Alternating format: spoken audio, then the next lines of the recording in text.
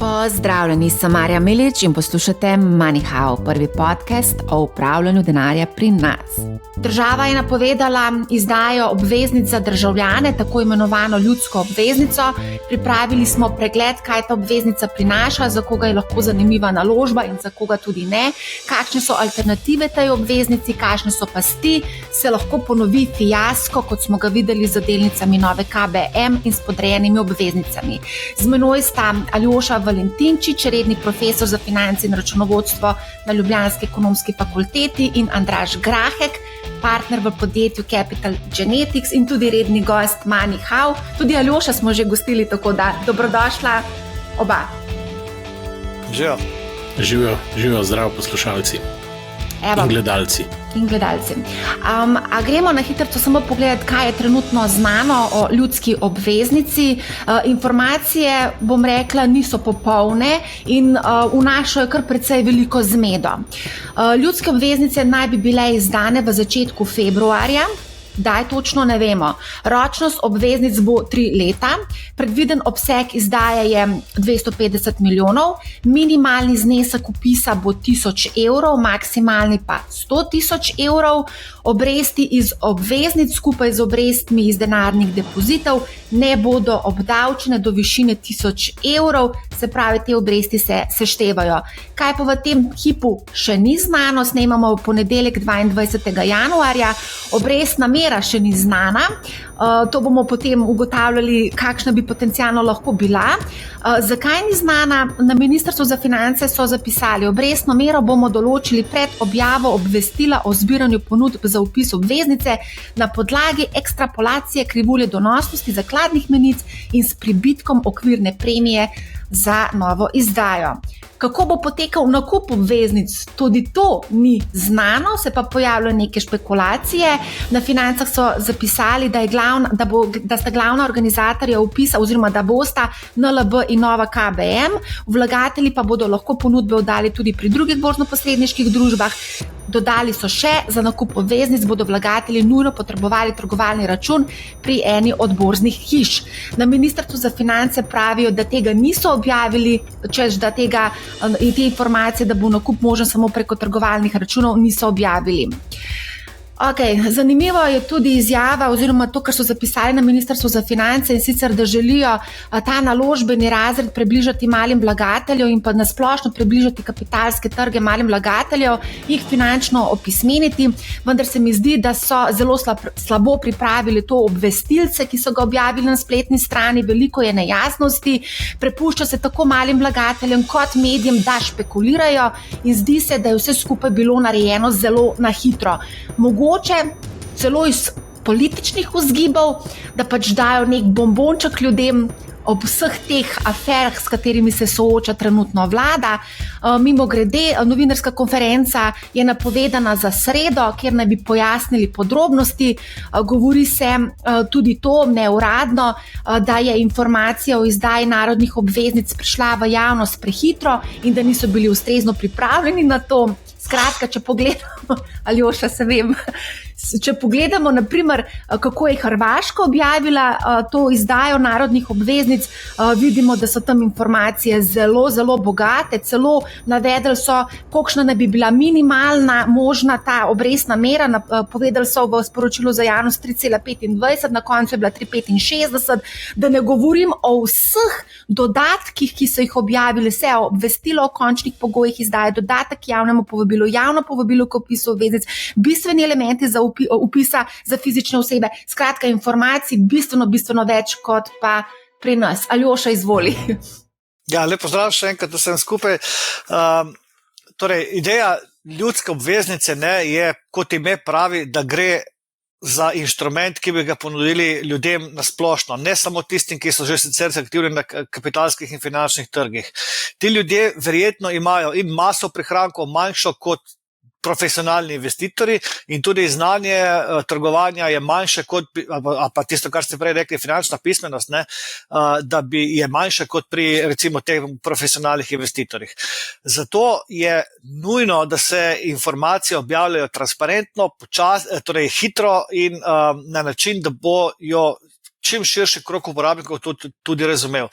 Tako kot si rekla, ne, Marja, na Hrvaškem je ta stvar bila narejena tako, da so ljudje si lahko prebrali, se informirali, razmislili, imeli dovolj časa za razmislek in potem se odločili, da bodo investirali ali ne.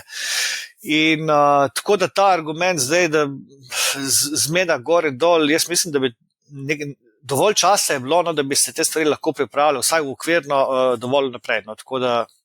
Mogoče samo še to za dodatek. Ta ideja o izdaji narodne obveznice ni od včeraj. Napovedana je bila že za jesen in se je potem prestavljala očitno na začetek februarja letošnjega leta. Andraž, še ti imaš kakšen komentar nad...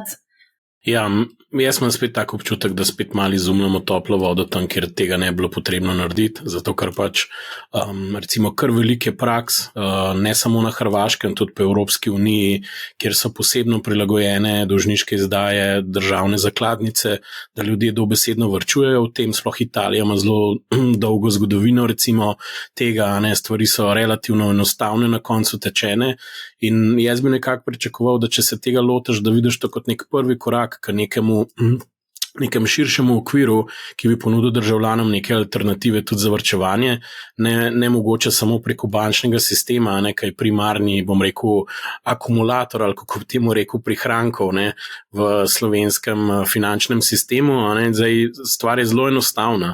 Če se spomnimo, ne, država je bila neko bitko za bankami zaradi visokih dobičkov, ki pa iskreno povedano so, če danes to pogledamo, predvsem posledica tega, da je ogromno presežnih denarnih sredstev, ne vem, če ne rečem varčevanja državljanov, sedi na računih pri bankah in seveda banke v tem trenutku so deležne, tako bi rekel, teh dobičkov ali pa ekstra dobičkov ali pa pozitivnih učinkov, če hočemo biti bolj diplomatski, monetarne politike, kjer pač ta sredstva avista dejansko čez nočno vežejo za 4%. In zdaj najbolj logično bi bilo, da bi takrat rekli, lejte, na nek način to subvencionirajo državljani zaradi posebnega strukturnega položaja, bi jaz rekel, slovenskega bančnega trga, kjer dve banke res praktično dominirata, pač to je moje mnenje, v smislu, da imata bistveno niže stroške, kot pa mogoče druge banke, ali pa najniže stroške, no, dajmo tako reči. In pač to se je zdaj pač nekako, rekel, tako tipično fermentirali nek časa, dokler ni malo tudi zaradi javnosti prišlo, a vi pa nič ne boste naredili, ne. Torej, se mi zdi, da je malo taka zgodba, no, ratala iz tega, ne. Ja. Jaz se bojim, da je to zelo pomemben del, zakaj gremo zdaj v to izjavo, v to izdajo. Vse informacije, vse, kar imamo do zdaj, dejansko kaže v to smer. Ročnost izdaje je zelo kratka, način izdaje je nepoznan, torej celoten obseg izdaje je relativno nizek in tako naprej in tako naprej. Tako da A lahko mogoče sam za začetek pojasnimo, kaj sploh je narodna obveznica in zakaj so postale tako zanimive? Izdali so jo v Belgiji, v Španiji. V Španiji smo lahko videli, da so ljudje dobesedno fizično stali pred Narodno banko, zato da so opisali te obveznice, ampak to se vse dogajalo v lanskem letu. Na Hrvaškem so imeli uspešno izdajo, celo v Severni Makedoniji bila izdaja uspešna. Zakaj, kaj se je dogajalo lansko leto? In mogoče zanimivo vprašanje, ali smo mogoče v Sloveniji zamudili idealni timing za izdajo. Okay. Torej, na strani varčevalcev v Sloveniji je problem ta, da imamo na bankah 27 milijard denarja. Ta denar, to je kapital, ki ni produktivno naložen. Zato iskati načine, kako ta kapital produktivno naložiti, je, bi rekel, nujna naloga posameznikov, ampak tudi države kot take.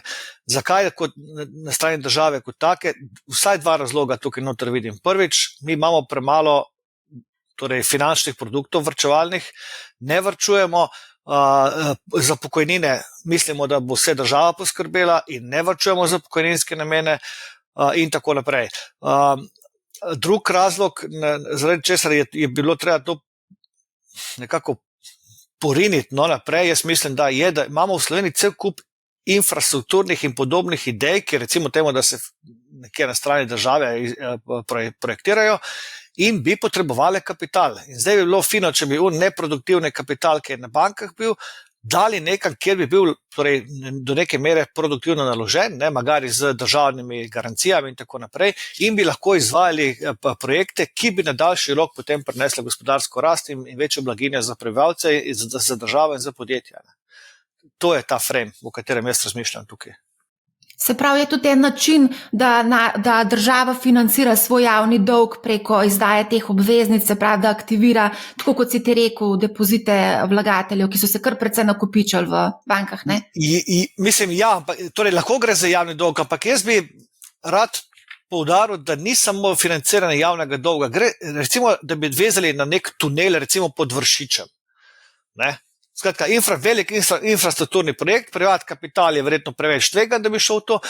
Mi vse čas starnemo, kako bi treba povezati te doline med sabo in evo, tukaj je bil krasen projekt, ko bi se lahko ta stvar aktivirala.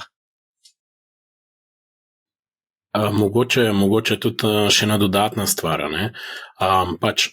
Slovenska država vseeno se zanaša tukaj, ali pa rekel, ima koristi, zato ker je pač naša država del evroobmočja, ne? In smo pač na tem evrskem dolžniškem trgu. Ne?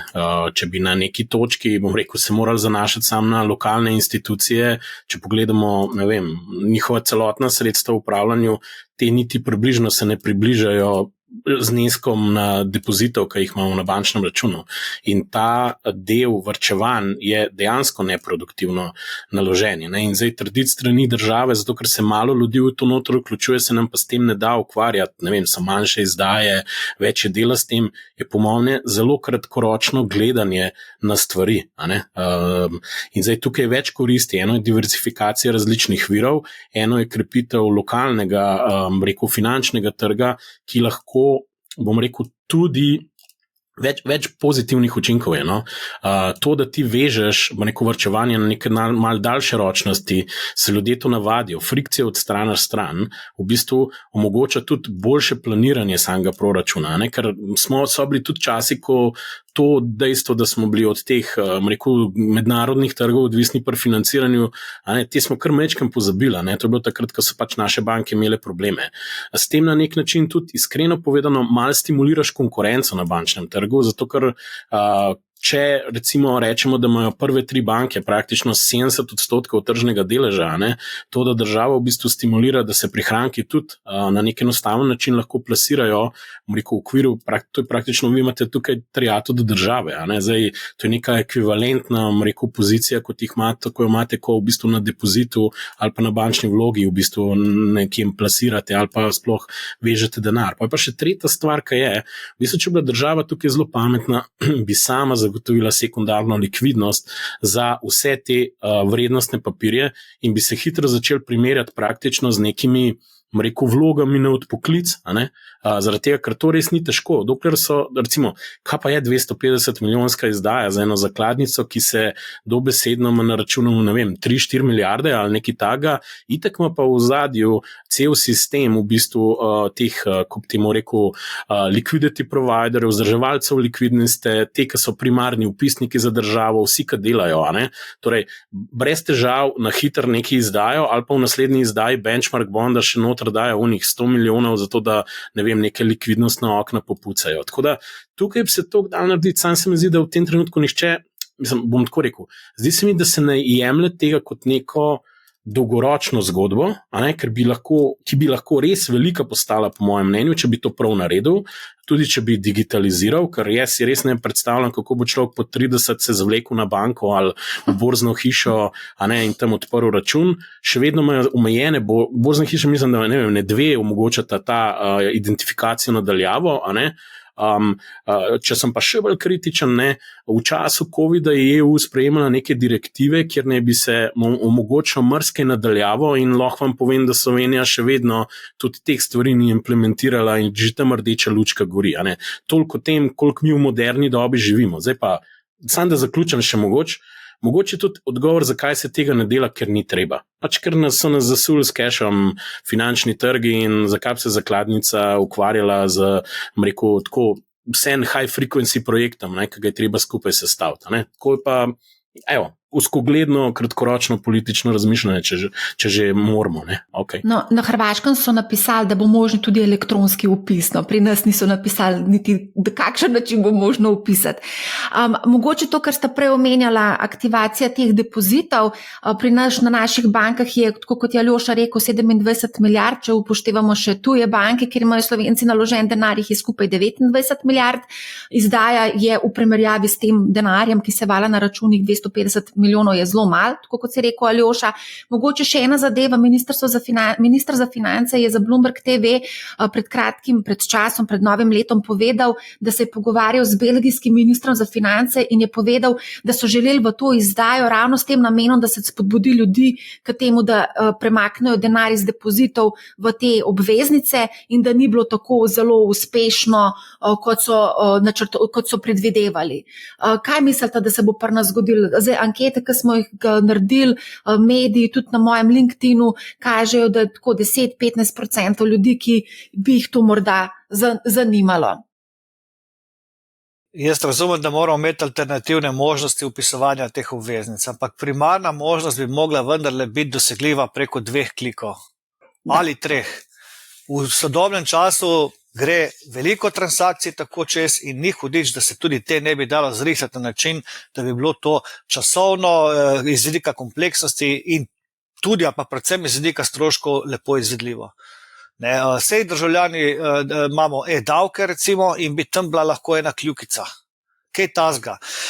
To, da gremo mi v majhno izdajo na kratek rok in da niso specificirani ti detajli, meni kaže na to, da ni primarna skrb, kako bodo varčevalci lahko dostopili do tega produkta, temveč je to, rekel, ne bodi ga treba, ki so ga taki drugačni pritiski javnosti potem na koncu izsilili. To mene skrbi.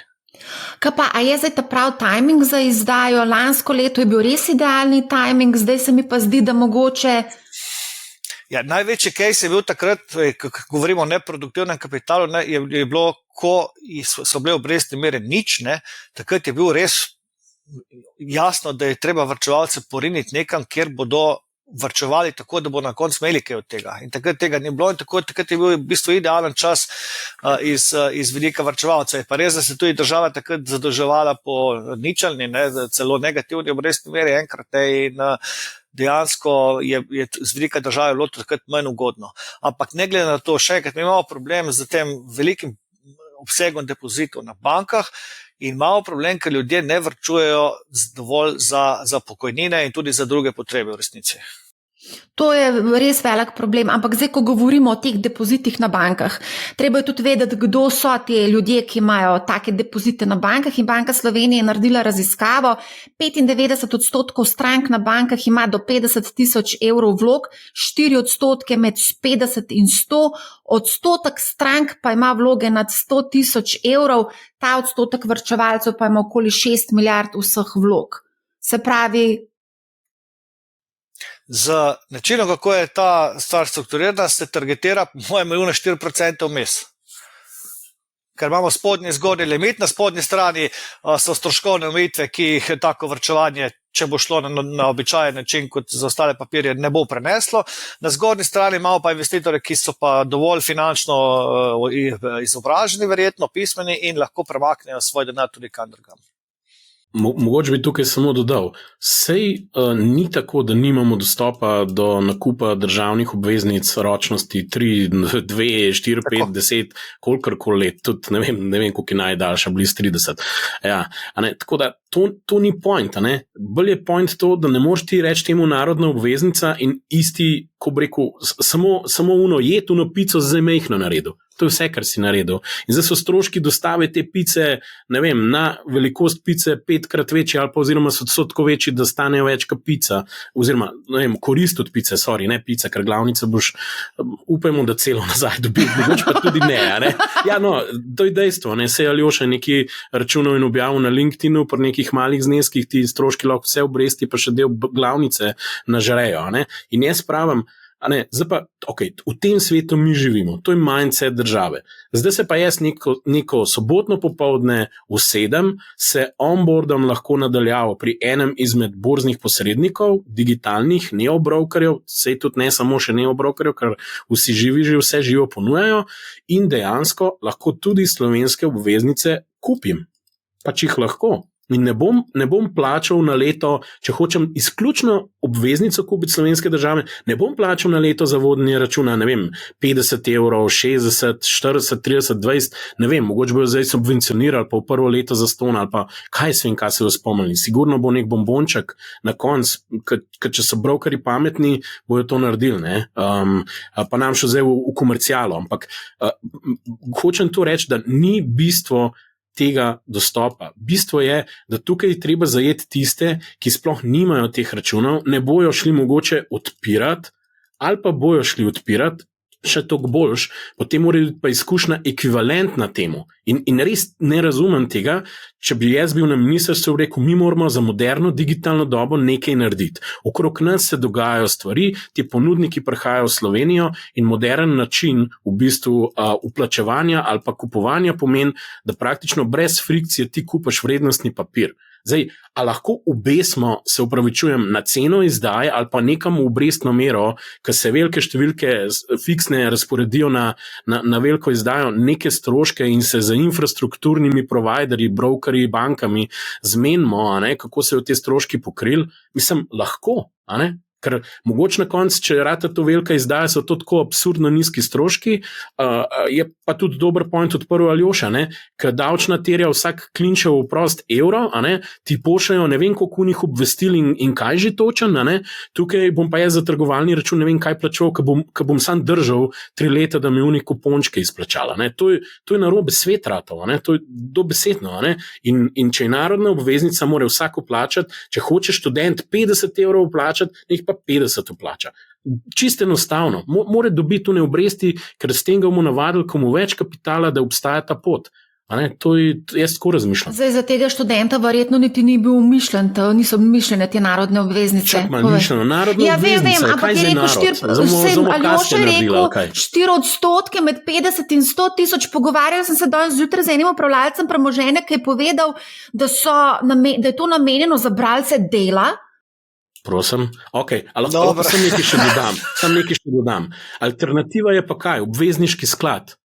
Dajmo pa pogledati, v končni fazi, tam je pa cool, da 10-20 evrov dajemo not, pa so provizije tudi, verjetno grejo tudi do odstotka na leto lahko, A lahko mogoče vsem, Aljoša, daj povej. To sem hotel reči. Zelo lep primer ljudske obveznice mi je kanadski primer, ko so izdali ljudske obveznice za pomoč Ukrajini. In obrestna mera je bila v rangu, o katerem se zdaj pogovarjamo. Zdaj, te naše obveznice, minimalni znesek je bil pa $100. To je ljudska obveznica. Ko vi za nek plemenit namen, za nek dober namen izdate obveznico, ki je omogočena kar se da široko, nakup katere je omogočen kar se da širokom krogu ljudi. Garantira jih kanadska država in tako naprej. To hočem reči, to je ljudsko. Kaj pa je plemenit namen naše obveznice? Eno stvar jaz upam, da je v ozadju. Si želim, da bi bila. Mi, ne vem koliko, 30 letja govorimo o razvoju trga kapitala. In ta stvar se ne premakne ne levo, ne desno, nikamor. In zdaj, morda, jaz upam, če bo nekdo se usedel in premislil in le storil ta korak in šel na odpret trgovalni račun, da bo morda kakšna pozitivna eksternalija potem tudi na naš trg kapitala kapnila. Sej, nisem prevelik optimist, samo si želim, da bi kaj tazga bilo. Zdaj bom pa prebrala komentar iz našega MoneyHow Discorda.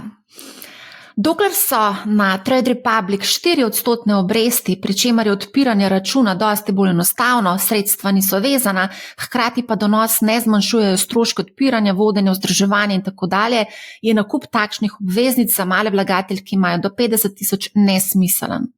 Dobar, res je tudi, da obresti na Trade Republic niso fiksirane, lahko se že recimo jutri spremenijo o naravni obveznici, pa v bistvu v tem trenutku ne vemo, kakšna bo obrestna mera, ampak nekako se špekulira od 3 do recimo maksimalno, to je res maksimum 3,5. Kako pa recimo to komentiramo? Vse obstajajo alternative, vse Andrej še danes že omenil. Pač to, to je bil točen point, po moje, tega outbreaka, ogorčenja, ki smo ga mi imeli. Zato, ker v bistvu kaj naredimo? Klele tole vzamem telefon, halo, živijo, kle imam jaz državne obveznice.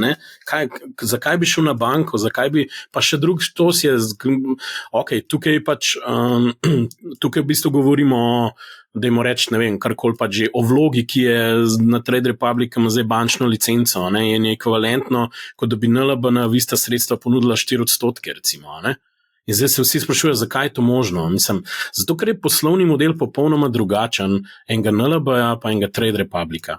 Če hočete, gremo še v to mečken, da boste razumeli. Trade Republic imate isto jamstvo do 100,000 evrov, zakaj bi za 4% ponujali obrestovanje tekočega sredstva na bančnem računu, nekdo rekel. Jaz bom pa odgovoril zato, ker jim ECB in Christine Lagarde financira pridobivanje novih strank. Customer acquisition zatem je skoraj ničelen in milijoni se danes za to odločajo, ker pogledajo, mogoče državno krivuljo pa je 3, tukaj pa 4. In zdaj težava je pa točno to, kar si ti rekla. Gremo še v to noter, ker včeraj sem poslušal nemški podcast, ker se je združenje nekih konzumentov pritožilo čez oglase od Trade Republica, češ da nikjer ne piše, da oni lahko zmanjšajo to obrestno mero ali celo ukinejo to obrestovanje jutri in celo razmišljajo o tožbi za zavezujoče oglaševanje. Evo, če že glih hočeš. Ampak se to je na mestu. Point je en drug. Se jaz lahko kupam pa slovaško obveznico na Trade Republicu, niti ne na tekoča sredstva in moja zgodba bi bila, minister za finance, halo Berlin, mi nimamo infrastrukture, a je kakšna možnost white label rešitve, ki jo lahko ponudite za državo, da bo vsak se remote identificiral in upisal te obveznice. Ali pa druga stvar, halo FURS, a lahko združimo sisteme, da to olajšamo ljudem, ali pa 3, halo tiskarna Andraž, a mogoče lahko fizično izdamo eno znamkico, sam da ne bomo rekel, te stroške hudičeve KDD-ov in vseh bogih posrednikov, ko umirajo od tipkanja in pretipkavanja podatkov ljudi imela. Pač ponudil sem 3 možnosti. Ali pa 4, če hočete, blockchain. Dajmo na blockchain, boš žetonček dobil in to dokazoval, da si imetnik in imaš ekonomsko pravico do kupona in vračila glavnice. Lahko še nadaljujem, če hočeš. Ne, vse v redu. A gremo lahko prosim sam na tole, ker smo na začetku rekli, da bo možno nakup to, kar so finance pisale, da bodo nujno potrebovali trgovalni račun pri eni od borznih hiš. To pa je zelo pomembno, ko govorimo o investiranju v te obveznice, ki imajo relativno nizek donos in vsak strošek v bistvu znižuje našo donosnost. Mislim, da je celo eden od borznih družb celo napovedal, da bo kao mal znižal provizije. Aljoša, daj ti povej, kako ti si izračun objavil na LinkedInu, pa mogoče, če lahko predstaviš, kako si izračunal. Ja, torej, pri nizkih obstoj teh borzno-posredniških provizij raznih je sestavljen iz 2 kosov. Fiksnega dela, ki je ta stroške vzdrževanja računa in potem vsakič, ko se kupon izplača, so tudi variabilni deli, pa še nadomestila stanja in tako naprej in tako naprej. Plus davki. Davki pridejo noter nad 1000 evrov obresti. In zdaj, ko to poračunaš, kdaj se splača nositi te stroške in kdaj se splača investirati zaradi davkov, potem prideš, da je nekje nek minimalni potrebno obseg investicij, zato da se te stvari vsaj normalno nekje pokrijo okrog 30,000 evrov. To je pa že velik znesek. Sploh po tem, kar si prej povedala one statistike, je velik znesek. Če bi bila obrestna mera nižja, je ta delež še bolj pomemben na koncu. Poriva ta minimalni znesek gor proti 50,000. Tako da v to smo mi ujeti. Zdaj, nič nismo povedali o obrestni meri. Zdaj, tudi na Ministrstvu za finance niso nič napisali, to je trenutno neznanka, mogoče bodo v sredo na novinarski konferenci kaj več povedali, ampak ko se pogovarjamo za upravljalce premoženja, za poznavalce tega trga, imajo nekako predstavo, da tam do 3,5, max, že 3,5 je zelo veliko. No? Jaz ne verjamem, da bo 3,5. Koliko ti misliš, da bo? Zgornja meja se mi zdi po teh številkah, zdaj, ki so nekje na mizi, tam 3,25 maksimalno. Ampak, kot pravim, raje manj kot plus. Torej, mislim, da je zdaj 3-letna državna obveznica, mislim, da je 3%. Kakor sem gledala na zadnje. Se pravi, Ja. tukaj je verjetno neka premija, ki je treba uračunati, zaradi tega, ker gre za narodno obveznico. Ne? Pravijo, da 10, 20, 30 bazičnih točk. Se pravi, smo da tam pri tvojih 3,25. Ne? Ja, samo jaz ne bi stavil na to, da bo država zdaj, ko se lahko zadolžuje po nižji obrestni meri, normalno na tujih trgih, lepo kar naenkrat reka, zdaj bomo pa mi zavestno šli v to, da bomo dali v navednicah subvencija za domače varčevalce v višini 0,25 točke. Ne vem, si ne predstavljam, da velja tak mindset. No. Mogoče gre pa tukaj za subvencijo borzno-posredniških hiš, preko katerih se bo očitno moralo to pač delati. Ne? Možno. Andraž, kaj pa ti misliš? Mislim, se je stvar enostavna, če pri zneskih par nekaj tisoč evrih gre vse za stroške, pol se res lahko sprašuješ, where did the money go, ne?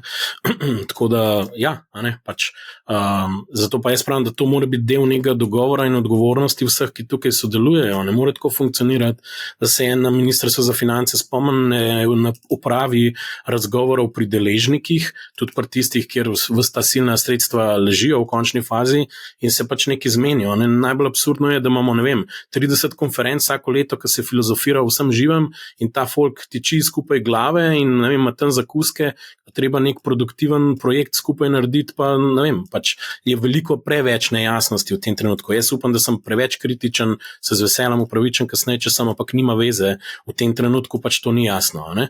Tako da, zdaj ena logika, zakaj bila lahko malo višja obrestna mera, vprašanje je tukaj res velikosti izdaje in likvidnosti sekundarne, ki jo bo človek dejansko imel.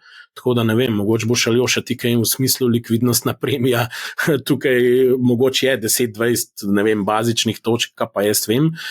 Ena stvar, ki bi lahko bila, je točno to, kar si ti rekla, da bi se pač vsem stimuliral nek trg, ker efektiven strošek dodatnega zadolževanja, če pogledamo, koliko dolga ima Slovenija in teh 250 ubogih milijonov, tudi če bi jih po 10% vendal, se to efektivno ne prav hudičevo veliko poznali, je pa vprašanje pol, ker seveda je težava, ker včasih se, ne vem, v medijih smo doskrat ali pa v javnosti zelo, jaz temu rečem penny wise and pound foolish, so kakšen trapaz znesek zapičmo za par tisoč evrov, kako je nekdo škodoval državo, pa se zgodijo milijoni, dobro, tistem se tudi pol pogovarjamo, no? Ampak tukaj je bolj, mislim, da zgodba to, če želimo graditi infrastrukturo finančnega trga in uravnotežiti ta trg, da se vključujejo tudi državljani, ker o čem jaz vidim res velik problem signala, ki ga tukaj dajemo. Spet dajemo signal, da tisti, ki jih, ne vem, državljani, ki imajo povprečno plačo, se jim ne splača in nimajo v bistvu dostopa na normalen način, da varčujejo v državni obveznici. To je izjemno slab signal. Jaz se kar zjokal od žalosti, kad to govorim. Mislim, da je bilo na Hrvaškem 500 evrov, da je bil minimalni znesek. Ampak vsem, zdaj to kalkulacija, ki jo je naredil Aljoša, kaže evidentno, da pač za 1000 evrov bo upoštevanje vseh teh stroškov in vsega, pač ima to kakšen smisel? Ne, pri 1000 evrih sigurnih, ne, to mora imeti, mislim, da je tam pri 4000 se začne. Sej lepo povedal ta da je nula pri 4000. Ja, to je premalo, mislim premalo, to je za donos, ne, je pri tem znesku enostavno prenizek. Ne. Se pravi, lahko rečemo in svetujemo vsem, ki mislijo do 4000 ali pa 5000 investirati, da naj poiščejo kakšno alternativo na kakšnem bolj donosnem inštrumentu. Vsak mora prekalkulirati, ne, ker so te stroški lahko različni, ne, po družbah, ampak kalkulacija je v osnovi tak, ki sem jo dal na LinkedIn. Ne, takrat, jaz ne izključujem, da bi kakšen broker ponudil mogoče. Mislim, dve stvari sta pomembni. Eno, če imate že odprt račun trgovalni, potem je ta strošek efektiven, dodaten, marginalni, pač vezan bolj na sam ta izplačila, ki vam jih ekstra zaračunajo, ne, če so nadomestila, ni za mogoče vzdrževanje računa, ki tega že itak plačujete, ne, to je mogoče samo tako ena stvar, tako da ti izračuni pač lahko te, ki imajo že trgovalne račune, mogoče malo drugače gledali na to, kot tisti, ki jih nimajo, ne, ampak ja, point ljudskih obveznic je, da zajameš une, ker niso še tako, tam. Ne? Tako, se to sem pa v naslednjem koraku hotel reči. Da v bistvu, jaz ne izključujem, da ne bo kakšen broker ponudil možnost nekega brezplačnega trgovalnega računa, ne vem, mogoče sam za ta namen. Ker bom sam razložil, ne, zakaj. Ker to je igra številka. Ne? Če bo nekdo brezplačno držal to obveznico, hkrati pa veš, da ima še dodatna sredstva, ja, hudiča, mogoče bo pa tudi kakšno drugo stvar kupil. Ne?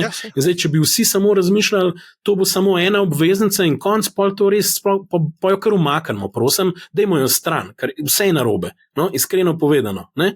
Če pa razmišljamo dolgoročno, je pa to čist nekaj drugega, ker mrezni učinki začnejo nastajati in ljudje ugotovijo, da je to realna opcija in da bo stalna. Ne? In zdaj, tukaj kdo ima odgovornost do državljanov, do tega, da pač razvijamo, da imamo neko strategijo, ja, tukaj imaš škarje in platno vseeno v rokah država.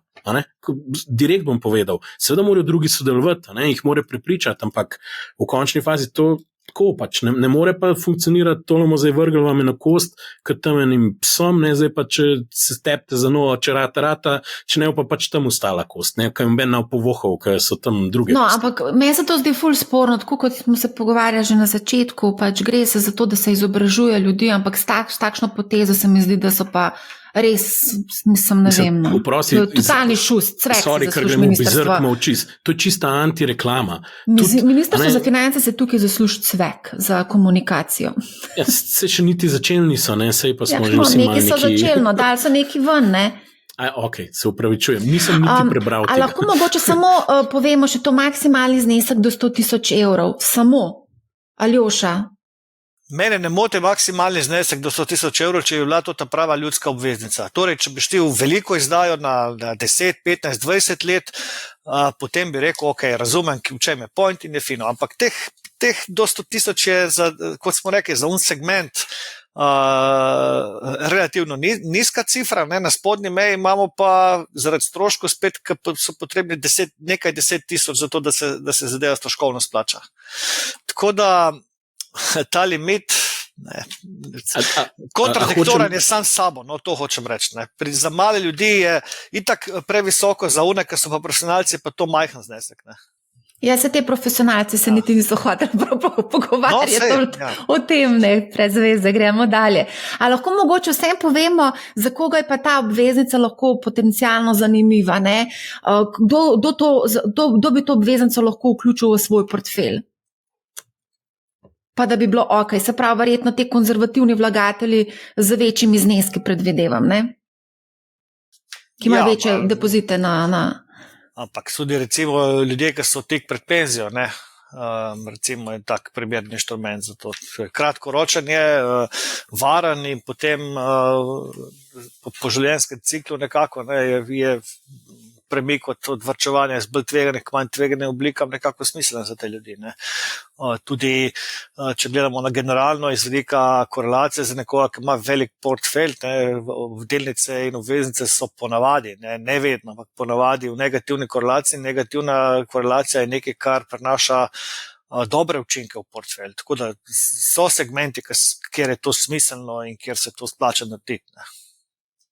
Andraž, kaj pa ti misliš? Ja, se bi težko nekaj bistveno dodal pač. Mogoče lahko da daš, za koga ni primerna. Dobro, smo že skoraj vse povedali, da smo kaj izpustili, iskreno povedano. Ja, kaj pa te recimo mladi, ki so, ne vem, v 30-ih, 40-ih recimo, iskreno povedano, vrčujejo dolgoročno za penzijo. Ja, dobro se rekla, vrčujejo, ne. Če bi bili zneski, ne vem, 100 evrov in bi bilo to stalna vaja s temi državnimi obveznicami, bi rekel super, ne. Država ne še vrčevalna načrt odpre celo krivuljo v bistvu za državljane. Jaz že vsakega koncepta enkratne obveznice pravzaprav ne razumem, ker lahko ga, ne vem, skoncentriramo na neko lokalpatriotsko dejanje, ne, razumeš, in pa smo zaključili, dajmo to malo več narediti, ne. In ja, primeren je, tako kot je rekel Aljoša, torej, treba je poštevati stroški, tako da zneski, tudi če v kakšni popusti ali pa že kaj imate, bojo hitro 10-20 tisoč evrov in več, nekaj 10,000 evrov verjetno, ne. Pol boste že hitro se začeli spraševati, koliko dobim zavezan depozit pri banki recimo, ker če je likvidnost zelo majhna, pa boste težko to v bistvu naučili, ne bojo banke hitro rekle, jo pa kaj se matrate, gospod, gospa, ker verjetno se je bolj s takimi nažalost pogovarjali, ker ne predstavljam si, ko nekdo mlad po 30 mu nekaj 100,000 evrov tam, oziroma če jih ima, verjetno ga itak ne zanima taka oblika. Mogoče bi ga zanimalo v tem smislu, imam denar tukaj, pa čez 3 leta, 2-3 leta, ne vem, bo mogel nekaj plačati ali pa kupujem nek stanovanje, pa tja malo parkiral. Ampak tako kot si sama rekla, odprl bo neko platformo, gotovo bo, ne vem, da je pač tam neka neobanka. Slišali smo tudi, da N26 naj bi začela ponujati različne možnosti, tako da Revolut in drugi, tako da mogoče boš imel vsak mesec možnost nekaj vezati in malo predstavljati in to v relativno hit. Stroški so pa, mislim, iskreno povedano, na en stran NLB ne ponudi neke recimo širše opcije, pa gre kaj do zakladnice pa reče, lej, mi imamo vse, kar rabimo, dajmo nekaj narediti, ne? Po drugi strani pa, jaz, ki sem komitent v soboto, nakažem na N26, ki tam pač nek račun, je pa v eni sekundi gor denar. A ni to nekaj neverjetnega? Mislim, amazing, ne? Tako da to je super reklama, ali kva že točen, ne?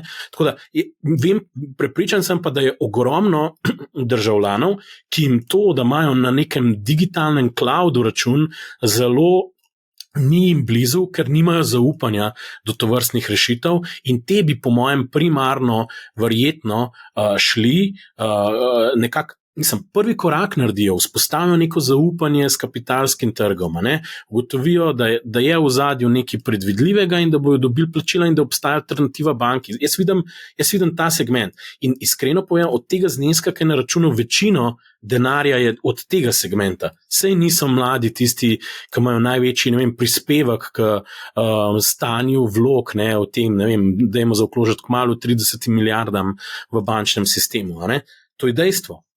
Mogoče kdo, ki bi tudi kakšno nepremičnino samo za, ne vem, naložbo kupil, bi razmislil, če mu možnost redno, recimo, ali pa za dlje časa plasirati sredstva, bi pa pač tudi nekaj sem noter dal, pa kakšno neumnost manj mogoče naredili na trgu, Tako da, to je dejstvo, Lahko mogoče gremo še malo na teorijo in sicer vidimo, da imamo kuponsko obrestno mero, potem pa imamo še obrestno mero letno, to, kar je v bistvu donosnost obveznice. Aljoša, lahko mogoče pojasniš, kako se to, zakaj je kuponska obrestna mera načeloma malce višja od te donosnostne obrestne mere, če lahko rečem. Ne, ni nujno, da je. Ključni podatek pri obveznicah je donosnost do dospetja. Torej, koliko bom zaslužil v procentih na leto, če danes kupim obveznico, jo držim predvidoma do dospetja in pobiram vmes kupone. Če držim obveznico do dospetja in dobim vse one kupone, ki so gor pisali, potem vem natančno, koliko procentov bom na leto zaslužil od te obveznice. Kuponska obrestna mera je nastavljena, torej nam pomaga samo toliko, da lahko določimo, kolikšen znesek obresti mi dobimo ven vsako obdobje. Ampak to je eden od dohodnih podatkov potem pri izračunu donosnosti do dospetja. Samo to. Ja, zdaj, pri izdajah obveznic je res tako, da mogoče v zadnjih letih jih je več takih, ki so izdane z diskontom, to pomeni, da so kuponi nekoliko višji, nekoliko nižji, in potem je prodajna cena nižja od nominalne vrednosti in mora investitor nadoknaditi del te donosnosti v obliki kapitalskega dobička. Ampak generalno, kot pravim, odnos med tem, kakšni ne bojo kuponi, in to je odvisno od načina izdaje, odvisno od tega, komu se obveznica prodajala in tako naprej. Mogoče sem še za informacijo, malce sem tako neuradno preverjala pri tujih neobrokerjih, če bi jim bila zanimivo, da bi to narodno obveznico uvrstili v svoj ta seznam naložb. Seveda je bil odgovor, da je pač prenizka izdaja in pa da so namenjene te obveznice zgolj in samo slovenskim državljanom in zaradi tega jim pač to ni zanimivo. A vas to kaj preseneča? Ampak kako v bistvu bomo kupovali to obveznico? Zdaj na Hrvaškem smo videli, da so vpisovali obveznice preko poslovalnic bank. Pri nas pa v bistvu, ne vem, zdaj Finance so pisale, da bo treba imeti trgovalni račun pri enem od verjetno slovenskih brokerjev. Vsi vemo, da so te slovenski brokerji, kot smo se že pogovarjali, nekoliko dražji od tujih brokerjev. Mogoče samo tako. Mislim, da je treba malo razložiti akt, kako poteka izdaja. Sam tako, ne bom preveč zakompliciral. Pač pogoji morajo itak na dan opisa biti jasni in tukaj bojo pač mogli biti razgrnjeni pogoji v detajle. To, da jih zdaj vnaprej ni in da jih je še premalo, sam pomeni, da pač, ne vem, mogoče niso čistam ali pustimo to. Ampak na dan, ko boste opisovali, bo pač tam nek ponudbeni dokument, kjer bo te stvari noter jasne.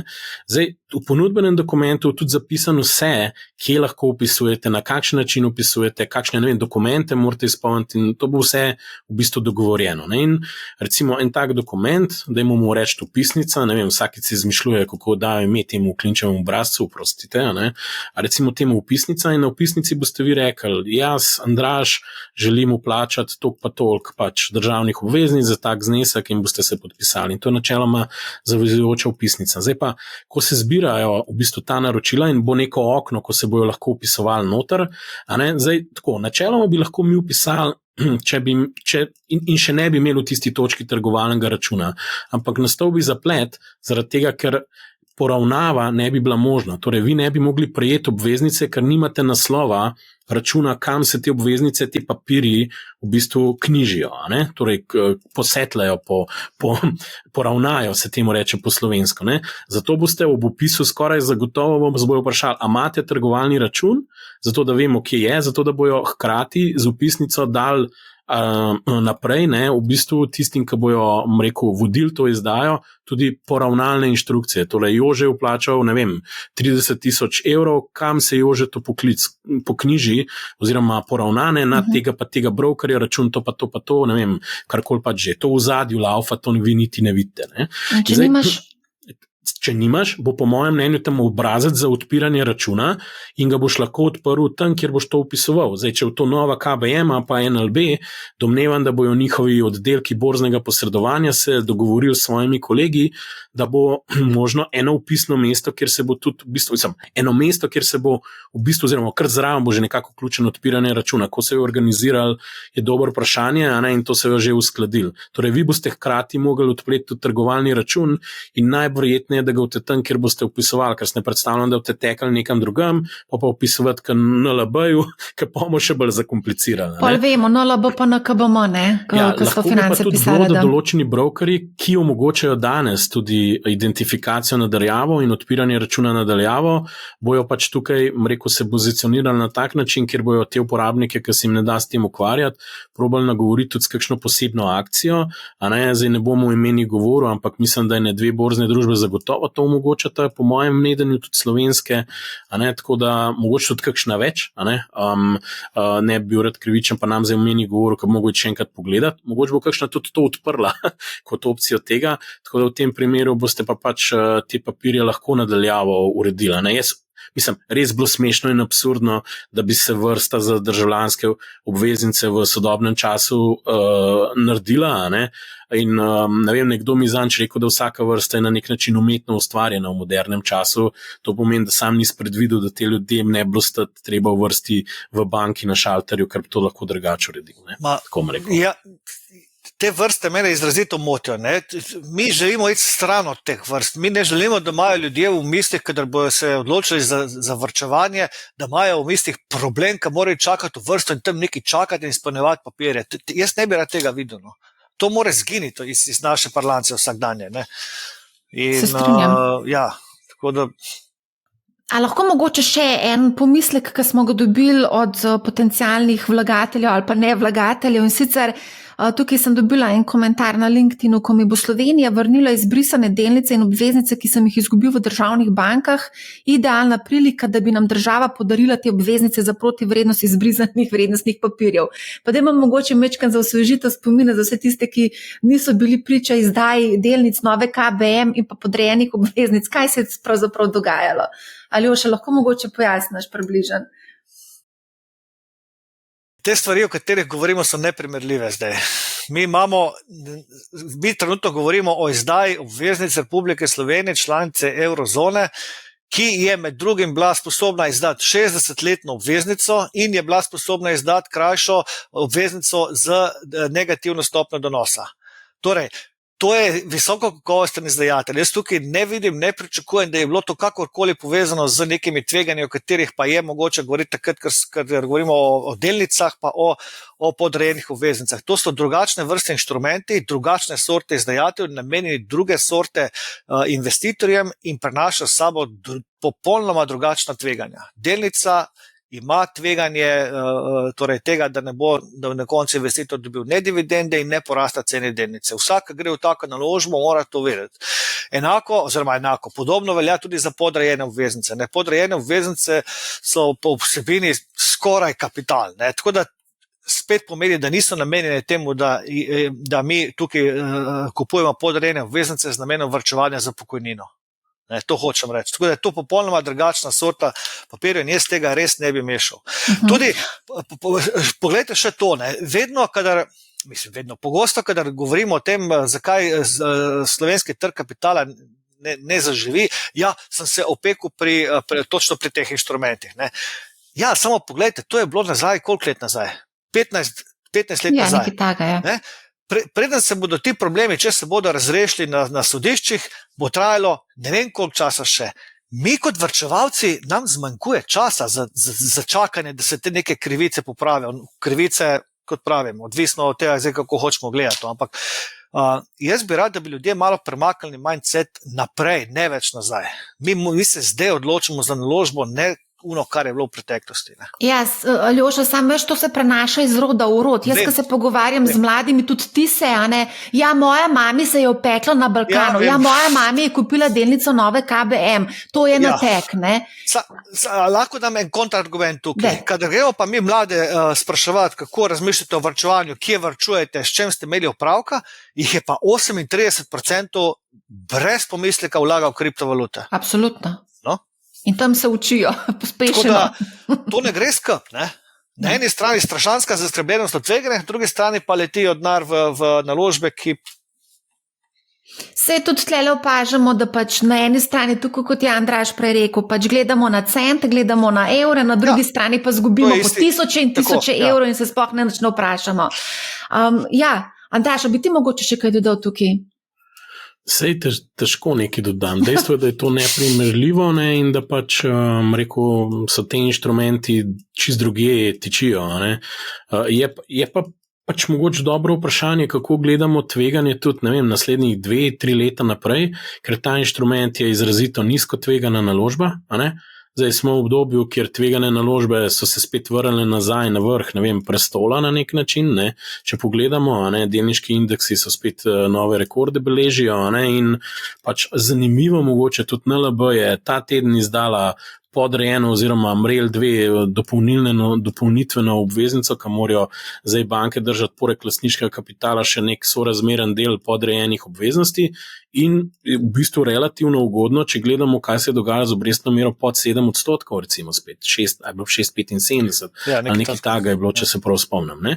In tudi na tem trgu so mednarodni vlagatelji, ki očitno jim je čisto okej sedeti v podrejenih obveznicah, očitno, verjetno tudi zaradi tega, ker ima pač banka je toliko profitabilna in tudi drugačna, kaj je bila takrat. Tako da razmere so se spremenile. Razumem pa to frustracijo in jezo ljudi, ker takrat v bistvu so bili izpostavljeni temu izbrisu, ki pa iskreno povedano je takrat pomenilo, da so se ex post vsem spremenili neki pogoji, tako fundamentalni, kako se rešuje banke in se je mal, ko bi rekel, improviziralo znotraj EU-ja dobesedno, kako se v bistvu sistemsko banko, dajmo reči, reši, ker ne more zbankrotirati in pol vprašanje, kdo jih faše po prstih.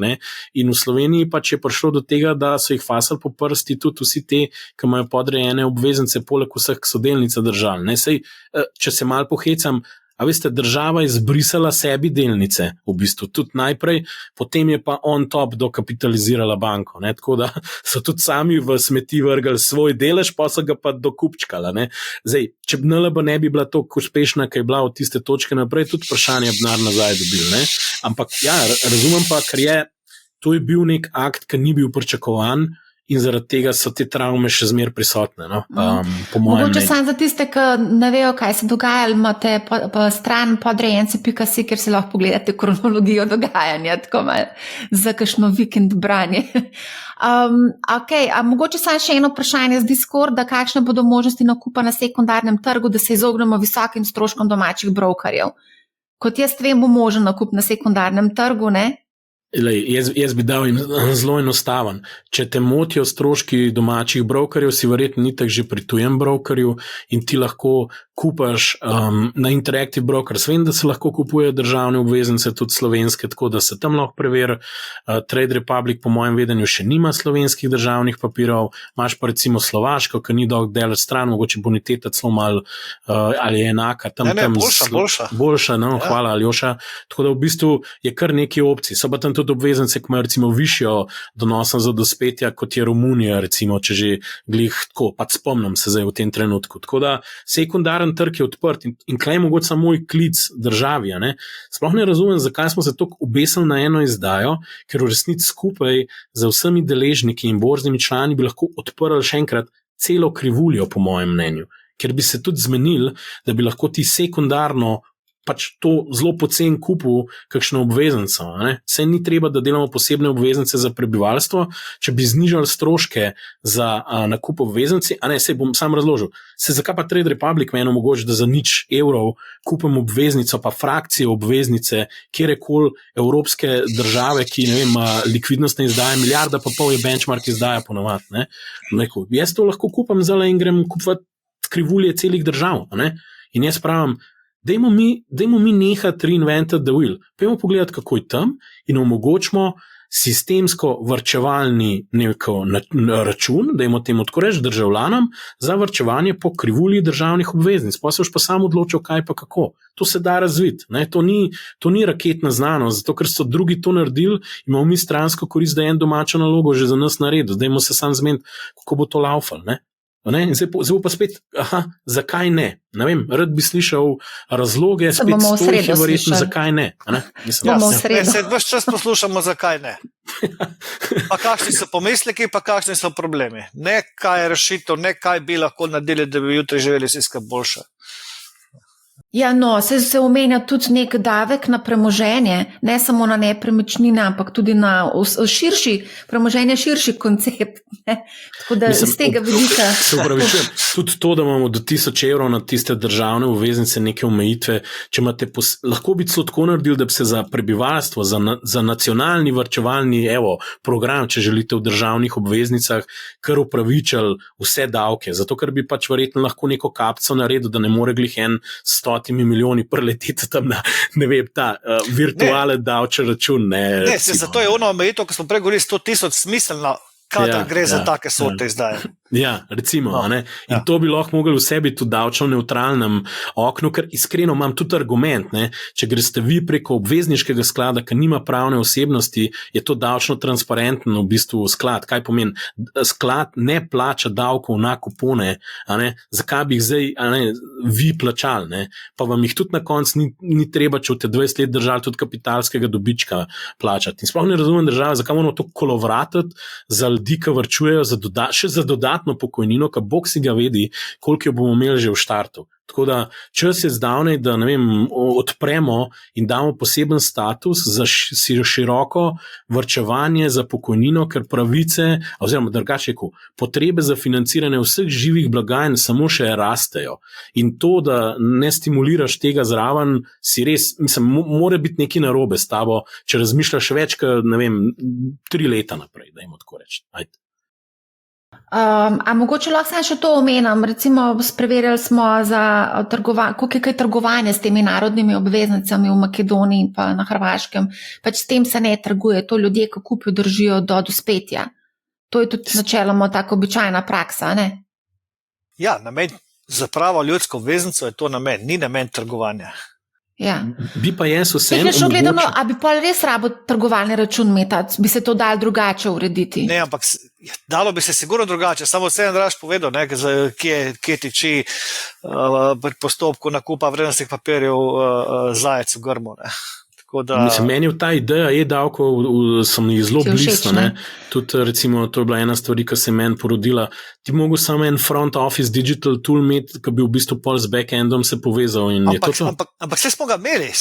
Mi smo v obratni smeri dobili one turistične bone preko v bistvu e-davkov. Tako, ja. To je point. Rešitev, po mojem, tukaj obstaja, samo minus je treba dati, pa je rešeno. Ja, se mogoče nas bojo pa vse šokirali, pa je v sredo to povedali. Mogoče držimo pesti. Ja. Okay. Za konec, ali boste vidva investirala v ljudsko obveznico? Jaz nimam presežnih denarnih sredstev, da bi to naredil v tem trenutku. Jaz ne bom investiral, zato ker mi pač ni to toliko zanimivo, niti ne želim denar za 3 leta plasirati, ne. Oziroma bom čisto odkrito povedal, imam odprt račun tako na Trade Republic kot na Interactive Brokers in iskreno povedano menavte. A veste, kdaj sem bil zadnjič na banki? A hočete vedeti? Da sem račun na banki zapiral, pa še to so mi otežili blazno. Iskreno povedano. Jaz iz protesta, ko so mi poslali, da moram fizično priti na banko zapreti račun, sem rekel, da oprostite, živimo v 21. stoletju in če ne moram zapreti računa na banki, nadaljavo ga ne bom zaprla. In še to, veste, zakaj me bojo spet zalekali v banko? Ker v bistvu imam še osebni račun in je zdaj potekel moj veljavni dokument in se moram v naslednji poslovalnici zglasiti, da jim ga pokažem in ugotovijo, a sem še zmeraj živ in da sem to ježic jaz. Tako da, toliko o tem, ne. Na srečo imam bliz pisarne klele poslovalnica, tako da nam delač mogo iti, ne. A ni to bizarno, da moramo ta dokument ne moramo poslati, ampak ga moramo fizično iti v še ena banko. stvar, imam e-izkaznico, ki jo je izdala država. Točno torej, to, ja. Še v Še tem. to. Ne, se jo ni izdala Jožetu ali pa Culu, ne vem komu, tako da to je tudi zabavni moment tega. No? Ja, ampak ker smo glih pri tem pri e-izkaznici, ne, osebni, jaz jo tudi imam, ne, in sem jo celo probal že uporabiti, ne, in sem dobil gor, ja, jaz pa za to prvič slišim. Od koga si dobil to odgovor? Ja, od ene nasprotne stranke, ki bi mogla te stvari dosti dobro poznati. Ja. V bistvu to pomeni, da moramo mi izobraziti one, ki bi mogli vedeti, da jo znali uporabljati. Evo, to je to. Ok, super, najlepša hvala za odlično debato. Mislim, da smo naredili en uvod v narodne oziroma ljudske obveznice. Zagotovo bo pa treba dodati še potem v sredo dodatek, ka bo pač Ministrstvo za finance se mogoče malo bolj zjasnilo, kakšno obveznico pravzaprav izdaja. Tako da zaenkrat najlepša hvala. Hvala vama za povabilo. Ja, hvala. In za dobro družbo. Hvala Ljoša, hvala Marja. Hvala tudi vsem, ki ste nas danes gledali in poslušali. Poslušajte Money How, ne bo vam žal in lep pozdrav.